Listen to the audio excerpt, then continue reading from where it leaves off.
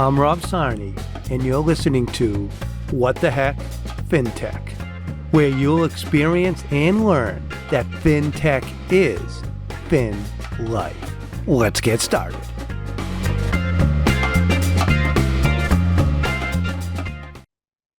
Welcome, everyone. You are in for a treat.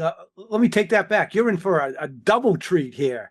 We have Chris Houlihan here, 35 years at Fidelity Investments, and I can't wait.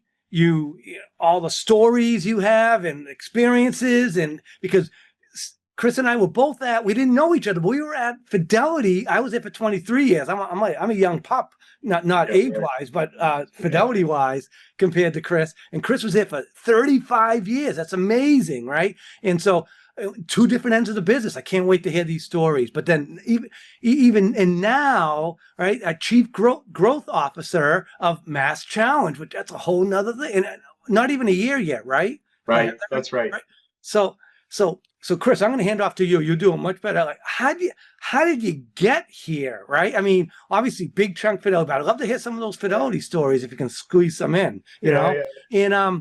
And then also, now you're at MassChallenge. I mean, two, different size organizations going on there. I'd love to hear that, and a little bit of your upbringing too would be awesome. Just so the crowd, the crowd knows a little bit what you're about. Awesome, Rob. Well, thanks a lot. That's great. What a wonderful tee up, and thank you for having me today. I'm really, really excited to talk with you and be part of this really cool podcast. So, maybe I'll just start with like a really quick background on myself and kind of how I came to Fidelity, because I think it's kind of funny. So I grew up in the North Shore of Boston, a little tiny town called Nahant. So we live in this little town, and we had these wonderful neighbors around the street that one of my sisters ended up babysitting for years, like became really, really close to the family, went to the kids' weddings as they grew up and so forth.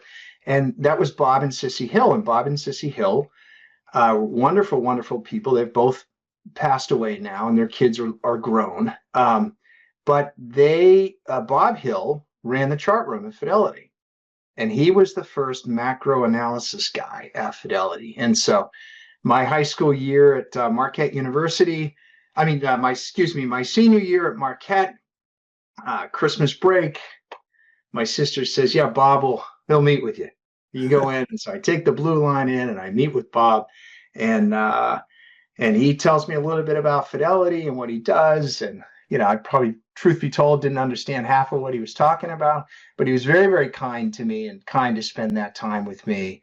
So that kind of resonated with me, Rob, and I was able to find a home there. I liked it. And, being at a place like Fidelity, you get to do a lot of different things, as you well know, and just do a lot of incredible things. And you're really encouraged to move around. So I felt really, really fortunate to be able to have that opportunity. And then that led me to, after 35 years, you sort of naturally take a moment at a later stage in your career, and you say, okay, what's next? What's most important to me as a person and as a human? And I really wanted to give back, and I wanted to not wait until I was like fully retired to do that. And again, one of the benefits of working at a great company like Fidelity is, there is good compensation, and you have a really, really good retirement plan. And so it affords you a little bit of flexibility at a stage in life. And I was fortunate to benefit from that. And so was able to make the step out, move to the nonprofit space. Of course, MassChallenge is a not-for-profit, and really leverage some of business experience to get in there and help, startup founders, the people with the grit and the determination and the know-how, who really can solve some of humanity's biggest challenges. And that's what we're here to do. Like, that's at the end of the day, that's what MassChallenge has always been about. It's always been about helping founders solve massive challenges, which few people realize. A lot of people think Mass stands for Massachusetts. It does not.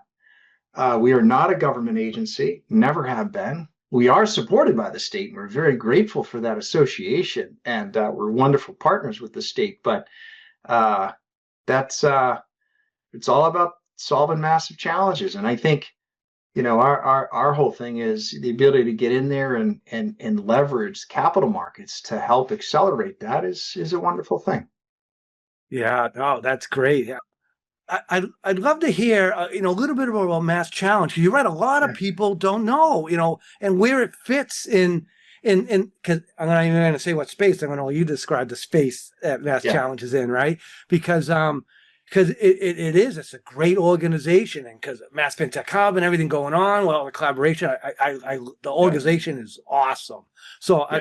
yeah, kind of explain for our audience a little more what they do and the different. This is what the heck fintech. So obviously fintech's in there, but other Right. areas too. I'd love to hear just so people get a good, well-rounded view of what MassChallenge is about. Yeah, I'd love to do that. So, I'll give you as succinct a snapshot as I can of what MassChallenge is all about. So, as I've said, it is a not-for-profit organization, and we exist to really help early stage founders when they're at that really critical stage that maybe it's before the market's really noticed what they can do, or they don't have a big broad believer, so we like to think of ourselves sometimes as their first believer. But we're trying to help them at that critical, there's sometimes referred to the valley of death, or there's a bit of a chasm that you have to traverse when you're a startup, right? It's hard, you're struggling, you're in those early stages, and you need financial capital, but you need other kinds of capital. We'll come back to that as well, because I think there's a uniqueness there.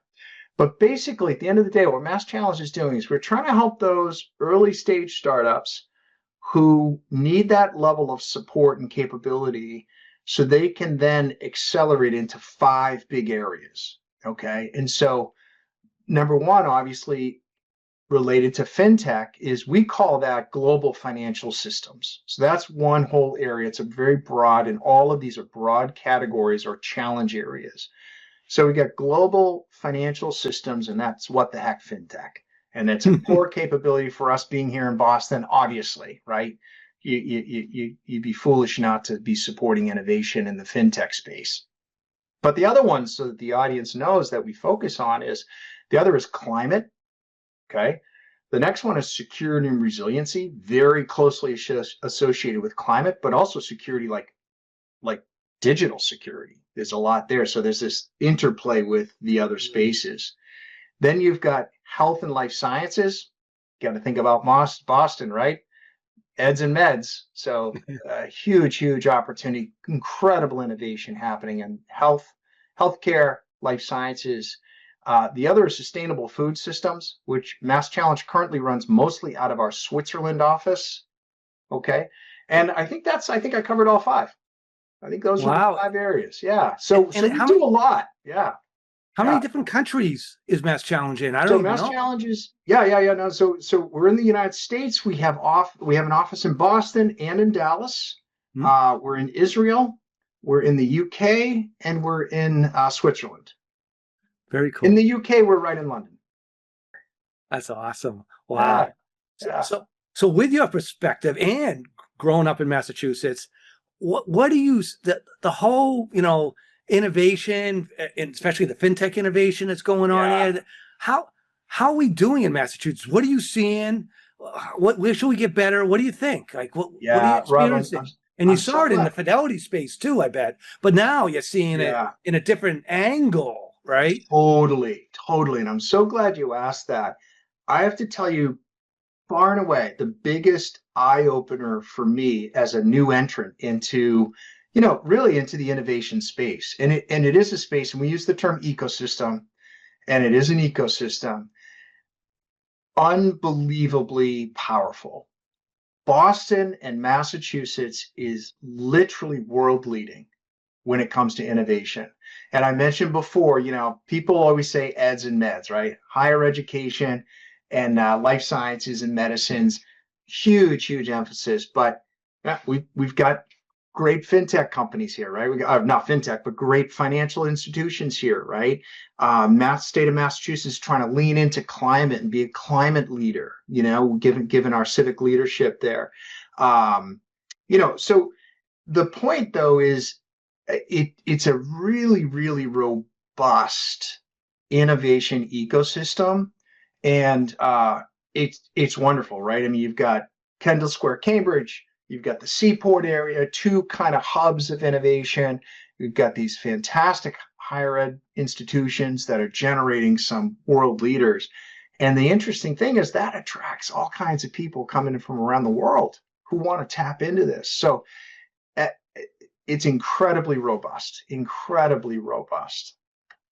And here's one thing that I've seen now, now that I'm retired and actually out of academia, but I'm still connected to academia. And I noticed, because everything's it's not a huge state, right? It's a well-connected state, and even like the biosciences and fintech, and I go to AI biosciences type events, and there's always a few fintech people there, and the same challenges they're talking about from a data standpoint. How do you do this? How do we run AI? It's so much data. The data is long because of DNA, but where fintech is all, more rows and up, the data's huge here too. Same challenges, just different data type, but totally different fields and different angles. And it's all like, it's so connected. You don't even, because fintech is, back to the mantra, fintech is FinLife, right? It's in every single industry. It's in sports, it's in everything, right? So how do you, that synergy must be amazing based on what you're seeing now. I mean, you saw it at Fidelity, don't get me wrong, but what's your take on that? Because it's a community. It's a really insightful point, and it's really incredible because when you do get to step away from it, you see it from a different perspective. And like, for example, the most obvious one is AI and data, right? Like that cuts across everything. I don't think there is a startup in our ecosystem today that we're supporting that doesn't have some play on AI. Like it's everybody. Everybody's got AI. And that's okay. We can debate where we are in this bubble and is the bubble burst and all that kind of stuff, but it's a thing and it's here to stay. And we would suggest we're now in the long tail of growth, where finding places where it's going to have meaningful impact. That's a little bit of a commentary, but I think the greater point you're making, though, that I'm seeing is the intersectionality of these various things. So I'll give you a really great example. So we were talking with one of our corporate partners. So one of the things that MassChallenge does, and has been a real sort of legacy capability for us for some time, is we work with corporate partners who are looking to enhance and drive innovation within their four walls of their corporation, right? Because as you know, that's extraordinarily difficult to do. We both came from Fidelity. Fidelity is blessed with incredible financial prowess, where they can build their own Center for Applied Technology, or their Fidelity Labs, right? I mean, they've got their own incubators and their own accelerators in a lot of ways. But not everybody. And I was going to say, and just the mentality, scan, try, scale. Oh, yeah, exactly. Vitality, all the stuff that we just grew up with. You know what I mean? Exactly. Awesome. Yeah, that's right. There's a inherent culture built in to like try to fail fast, reward and recognize failure for the learnings that you can gain from it. And I think Fidelity, to their credit, is over the horizon on that aspect, more so than a lot of companies, because of the things we just said. But not every company has the experience, the depth, or the resources to be able to do that. And so turning to a partner like a MassChallenge, who has that ability to say, okay, here's what we can do, and this is what we do. And I'll give you the for instance here in a second, but what MassChallenge, we would suggest humbly, we do pretty well, is work with these corporate partners to help them identify and curate a set of problems that they're trying to solve, that they can't solve within their own stack or capability set. They need innovators. They need access to the innovation ecosystem. We can take those problems and translate them into pretty crisp challenge statements that the innovators, the startup community, can both understand and see themselves in. And then we attract and bring those startups to those corporate partners. We have a curation process and a judging process, and we narrow it down and then present them with ideally what is a well curated and high quality list of startups that we think can help solve the problems they're trying to solve. And we go into those engagements knowing that It's not always going to work. This is innovation, right? Like, that's it. Like, sometimes it just doesn't work because you're in the innovation space. But every now and then you can find a solution that really, really will take wing, or sort of take flight, if you will, and solve a problem. But the point is, to your original question, I was engaging with one of our finance partners, and we're having a good sort of introductory discussion because he was new to this organization, so had taken over responsibility for the relationship with MassChallenge. And I was explaining the other areas that we cover outside of global financial systems. And I said, well, security and resiliency. And he leaned in and he said, tell me more about that. I want to know what you're doing there. And the point is, it's that intersectionality, right? Because he's like, oh, I want to know what are you doing for the federal government? Because we're blessed to have some really, really incredible clients like NATO, like Air Force Labs. And we're working with startups that are doing some very sophisticated work for them. And there's applicability that may not be totally obvious. If you just walked in and had financial services and a fintech point of view, you may miss this really cool opportunity where you're like, oh no, there's some really cool cybersecurity things happening over here, or some other sort of data resiliency capabilities that are underway. And we can bring those innovators together. I'll be honest, one of the things that I was most excited about in thinking about joining MassChallenge was the fact that they have these big 5 challenge areas. And it's the seams, I call it the seams between those, where I think you have the opportunity for real innovation to, discover some unknowns. Yeah. Yeah. Wow. That must be so cool. Every day you're seeing something new, something innovative, something, exciting. Yeah. Yeah. And obviously, I mean, that's still connected with Fidelity, right? Because, it's right down the street, right? Yeah. Right. Because you're right in the seaport there. But then also there's so much, I go to a lot of those events at MassChallenge, and they're awesome. Especially I go to the fintech ones, and it is just a joy to see and hear all the things. It's even like when you see, they're doing aerospace in the in the fintech space, right? Right. And monetizing that. And what does that mean, right? Because again, it goes back to fintech as FinLife. And I'm like, that now you're talking. This is what I like to see, right? So very, very cool. And I connect with some. And by the way, can I just bring together another one? Like, by the way, I love the fintech life. Like, it's so right. But the other thing that's really cool is, health and wealth, right? Which is something Fidelity talked about for a long time. And I know it's a big thing, is like total financial well-being and total well-being. And so, the biggest driver of debt and bankruptcy in the United States is healthcare, right? So it's the financial connectivity there is obvious and really prescient. But bringing those things together to try to find solves, through InsurTech, it's fun. There's a cool little circularity that you can find really neat value in. Please come back to part 2 with Chris Houlihan, as Chris addresses the challenges in Massachusetts in the innovation ecosystem and what MassChallenge is doing to advance fintech innovation. Thank you for listening to What the Heck, Fintech. Make sure you tune into our next episode as we continue to interview fintech leaders and share real-world stories from across the fintech ecosystem, so you can fully understand that fintech is FinLife.